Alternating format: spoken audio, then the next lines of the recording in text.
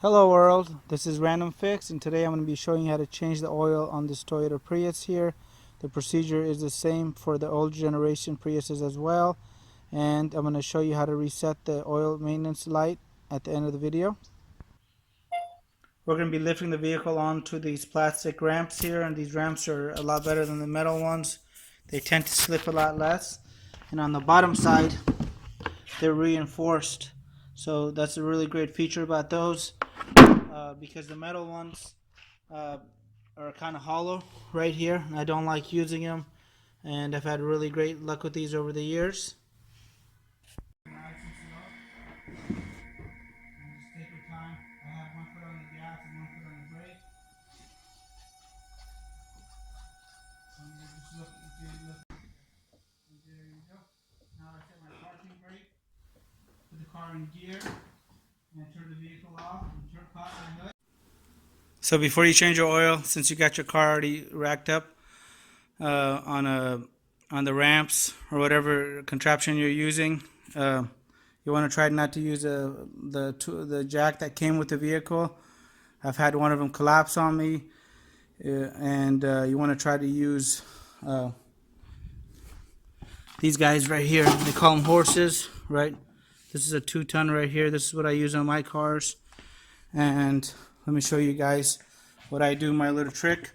I will go ahead and remove the oil filler cap out of the motor, and I put it right where the hood prop is in case I forget to put that on before I start the motor. I drive away. Anything crazy, I'll end up damaging this versus the whole car. So underneath the car, this panel right here has to be removed to get to the oil drain plug, and the oil filter housing is held on by 3 of these screws, and these look like Phillips, but they're actually 10mm sockets go right over them. I like using the sockets better. When you remove that, you can see the oil filler cap, the oil drain plug is right there. That's a 14mm on this Toyota, and then you're going to need one of these tools. This is for this Toyota here, and see the teeth? That allows you to slip it right on and remove that oil filter housing, the black piece right here. And if you can see at this end, this is just a regular 3/8 ratchet, goes right in there. So I've already got my socket, my oil drain plug pretty loose, and I'm gonna go ahead and show you what tool I use so I don't burn myself. Alright, so I'm gonna show you guys how to go ahead and remove the drain plug on this vehicle. I've already gotten mine loose, and to do it I just use my tool here, and the tool makes it really nice and easy, because now I can keep my hand out of the way without the hot oil burning me. I've already went ahead and drained some of the oil here just so it doesn't make a big old mess on camera. But right when it's loose, you just want to go ahead and just pull it, and now it hangs onto the drain plug, and you don't get your hands dirty in that oil, because this flows after it's actually drained out. But normally it's going to be a really heavy flow, and it's gonna do a lot of burning. So I went and got my oil drain plug back on, and I might let that drip for a couple of more seconds once I'm done. But I'm gonna go ahead and remove this filter housing here, and this is why you need that tool, because the guys at Toyota, they did the last oil change. It was free. I did it, and they really went through and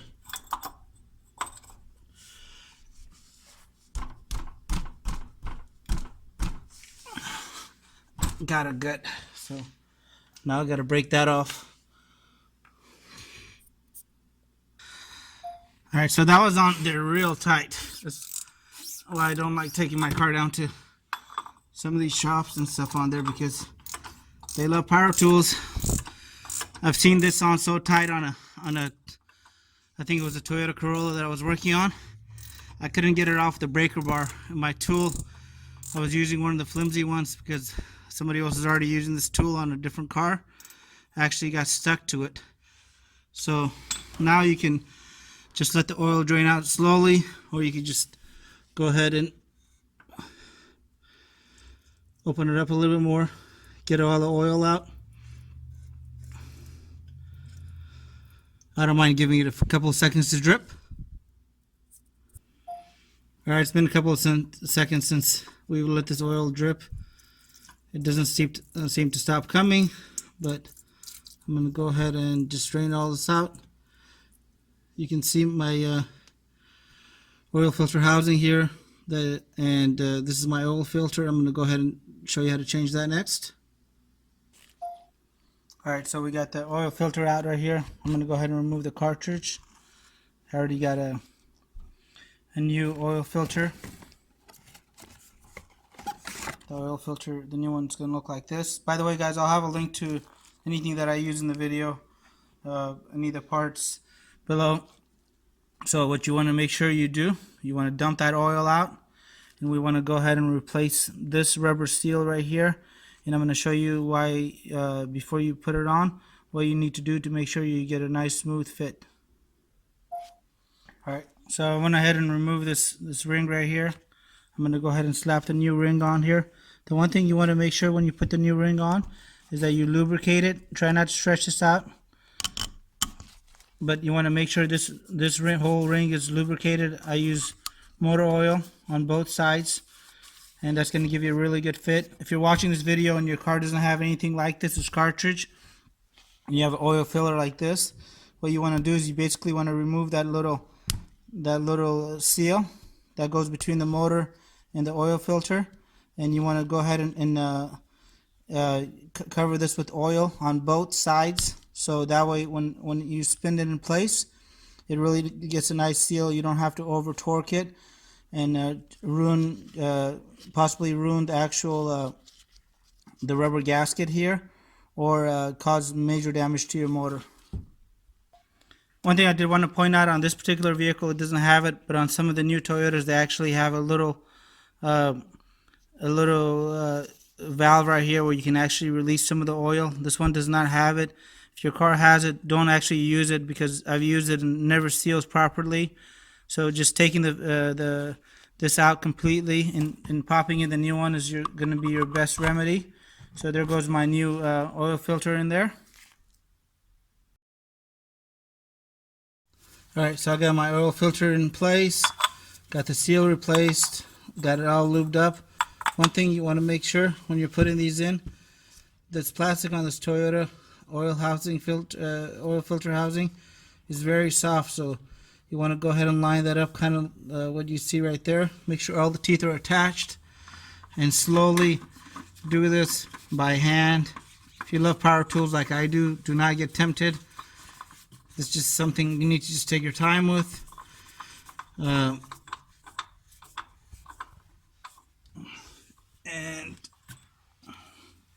now I'm going to go ahead and tighten it up. And you want to tighten it up to where it actually meets the seal, meets the metal block.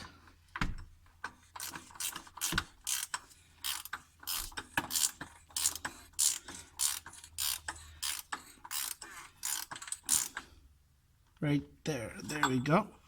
And let me show you guys what that's supposed to look like. Right there. So I'm going to go ahead and clean all this up. And if this is your own car, one thing I always recommend doing, if you have the time, since you're doing this yourself at home, let all the nasty oil come out. Sometimes I'll open this back up. Even though we did this, you guys will see, oil just keeps coming out. And this is the nastiest oil out of the car. So I'm going to go ahead and let this just drip out.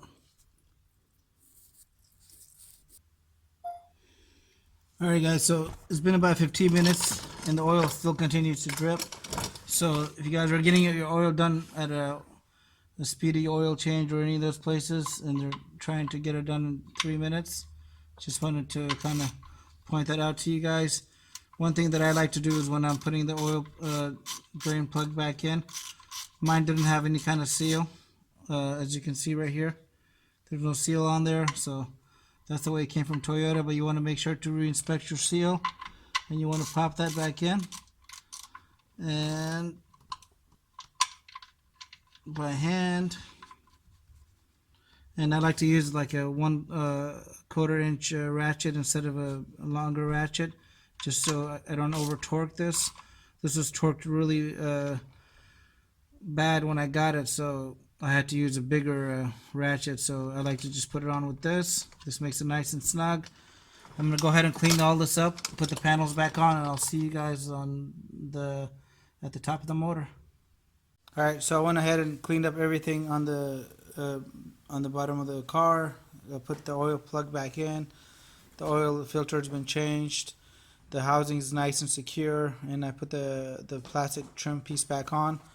I'm gonna go ahead and fill this up with oil.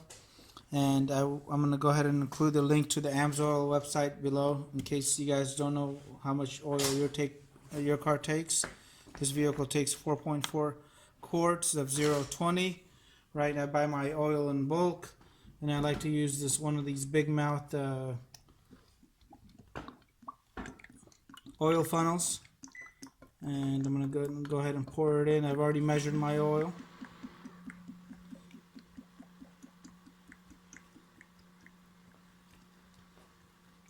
And one of the most important things after you do an oil change, you got to make sure you didn't put too much oil in.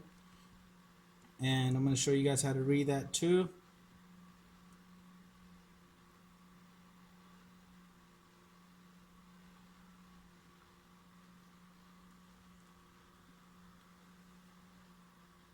Alright, so I went ahead and put the 4.4 quarts that my vehicle takes. I put the oil filler cap back on the motor. It's nice and snug. I'm not using any tools to put this on, so I don't over tighten it. And don't do the mistake that I've seen a lot of people do, is go check your oil level now. You won't get a good reading without the motor being started. And the second thing is, you want to make sure that your vehicle is on a level surface. So my car is up on the ramps. So if I go check the fluid now, I'm going to get a wrong reading. So we want to go ahead and pull this vehicle off the ramps and get it on a flat surface and let the motor run for at least 10 seconds. This happens to be a hybrid, so you got to get the gasoline motor to turn on. And you can do that by being in park and touching the gas. It will turn on. You just need to let it run for 10 seconds, and then you can get an accurate reading on this. Your parking brake.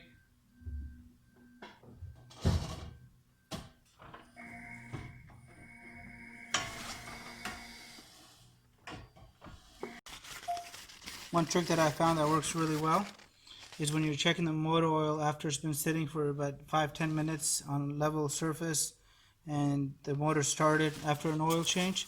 To get an accurate reading, use a white paper towel, because this oil is so light you can't get a really good reading. And so you want to make sure that your oil level is between the bottom mark and the top mark. You might see hatch marks in here. You might have a plastic dipstick, right? So the white paper towel really makes a big difference. If you're trying to use like a blue or green shop rag, you're not going to be able to tell. So the last step of this would be to clear any kind of reminder lights that come on the vehicle. Mine doesn't have it turned on yet, but I'm still going to show you how to reset this. So on this 2016 Toyota Prius, we want to go to the last setting right there where you see the actual little wheel, and we're going to scroll down to the bottom one right there where the car is, and it says, do you want to do maintenance system? Yes. So we have a TPMS reset here, and oil reset, oil maintenance. We're going to go to oil maintenance. It says, do you want to reset? Yes. And then the reset's been completed. Thanks for watching, guys. Link to all the products is below. Hopefully this video helped you guys out. Have a wonderful day, and share with any friends and family, and give the video a thumbs up.